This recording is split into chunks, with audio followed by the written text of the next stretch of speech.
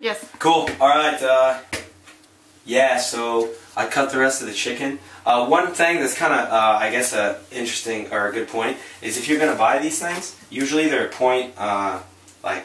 they're supposed to be half kilo. Usually they're a bit under half a kilo. This one's actually 0.597, so it's more than half a kilo. And it was 2 pieces of chicken. That's why that's why they're massive. If you're gonna buy the half a kilo, look for the ones that are three individual pieces, because that usually means they're smaller. So when you cut them in half, you don't have the same problem I did where they're still massive. Usually you cut them in half one time, and then yeah, you're done. That's perfect.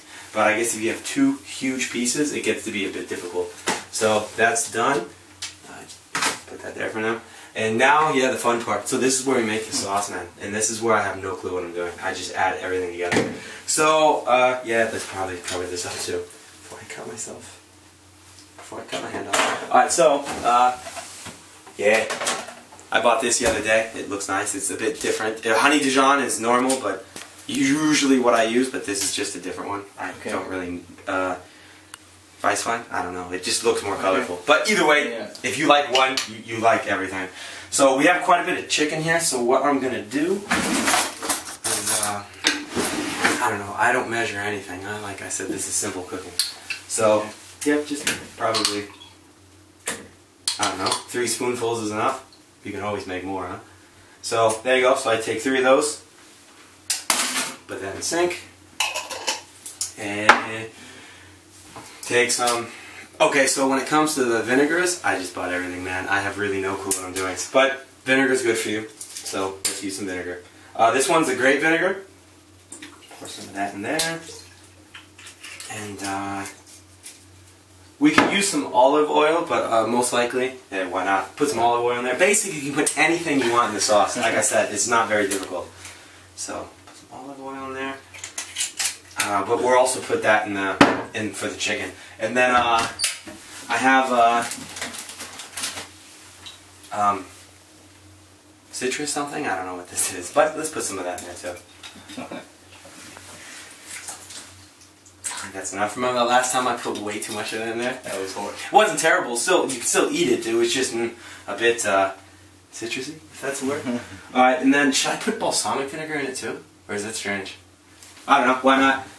Oh my god. Yeah. But like I said, you basically can, I mean, I don't know. If you know what flavors you like, you can do whatever, you can put those flavors in. Unfortunately, I don't know what flavors I like. So, I just put everything in. Maybe. This is going to come off. There we are. Why not, right? Yeah, probably shouldn't put any like Coca-Cola or Fanta in. It might be a bit strange. But, and then I made kofta. How do you guys say that in German? Küfte? Küfte? Okay, whatever. Yeah. I made that the other day, so I had to buy all those spices. So, why not use them, huh? Sorry, it's back. So, yeah. So let's put some spices in here, huh? Yeah, here you go. Just looks like this so far. Looks just as disgusting as everything. As you would think.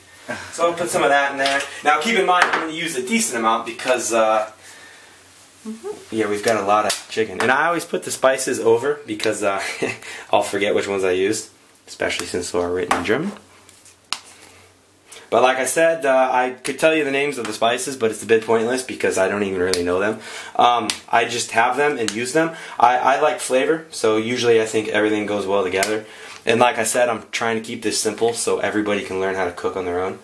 So, telling you exactly what spices to use, that would be getting complicated, and that would defeat the purpose of saying it's simple to make something good. So there we are. Did I forget anything? Do I have anything else I want to put in there? So pretty simple, huh? I basically just bought a bunch of stuff and I put it all in there. And then I will take a spoon somewhere.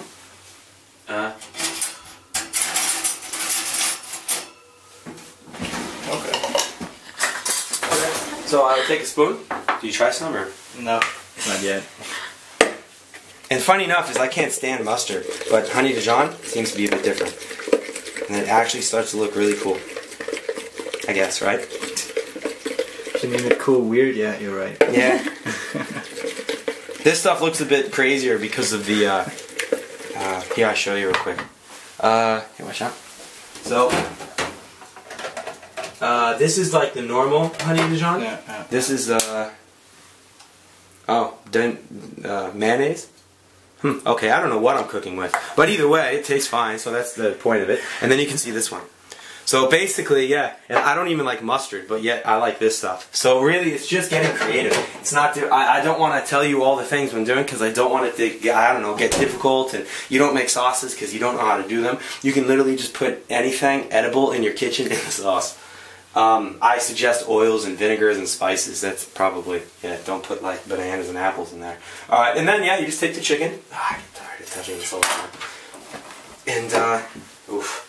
Poor carrot pen's gonna have salmonella all over. And then you can just pour it in there. You can grab the chicken with your hand. I just get tired of touching slimy chicken. And then, yeah. So you saw how I did that, right? Yeah. And then I just kind of stir it around a bit. And then use a spoon.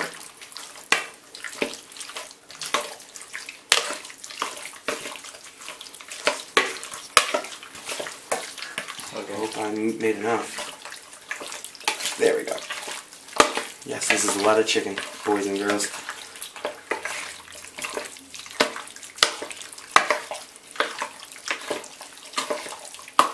Is that enough? Should I make more? I guess this is one of the downsides when you don't measure anything.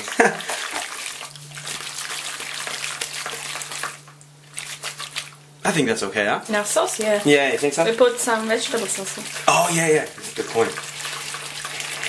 Olga's my professional chef and I just say what to do. director here. Okay, so here we have this now. So now, the other thing I suggest everyone to buy is, this is nice, a small one, because this is good to reheat things when you're gonna, because obviously we're not gonna eat all this tonight. I like to usually cook as much as I can, so then it lasts a very long time. So tomorrow I could have eggs and that, or I could have this for lunch. So you can always eat pretty healthy because you just put it in your refrigerator, huh? So it's a bit faster that way. But when you have a terrible stove like this and a tiny ass sink like that, always using the massive one gets a bit annoying, yeah? So this one's pretty cool because, yeah, it's much smaller and easier to clean and it heats up a lot faster. So that's for reheating. This bad boy is for cooking. So what we're going to do is, this is the first time I act like a bit of a chef. I put that on there and I put some oil in here. And really the only reason I do this is because I see them do this on TV.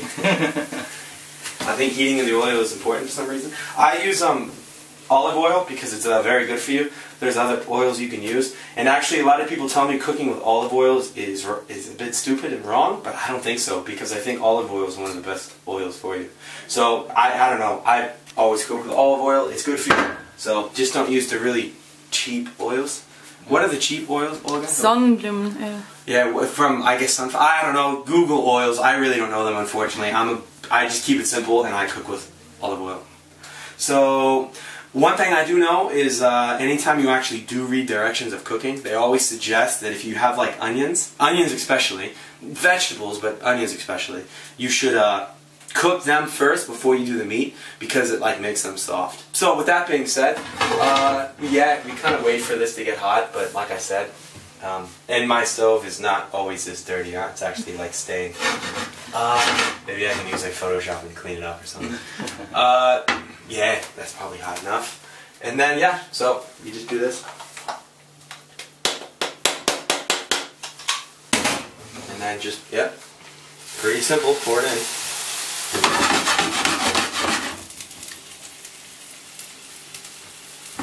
There we go, and then the cool thing about cooking this stuff, and I guess the one benefit to having a stove that sucks is you can do, as my ex-girlfriend used to always tell me, taught me how to cook. Her dad was a chef when he was studying to be an engineer. So he would always say that a good chef cleans while he cooks, which, yeah, it's actually kind of nice. Because then when you're full and lazy, everything's already kind of clean. So with my stove being, yeah, a bit crap, it actually gives me a bit more time to clean. So I won't do it now since we're filming, but you can kind of see how, yeah, it flows. You do everything. Obviously, I would really actually clean and put everything away, but right now I just kind of rinse everything off a bit. And, but yeah, I would literally be scrubbing everything, but nah, I'm filming, so I won't do that now. So yeah, but because yeah.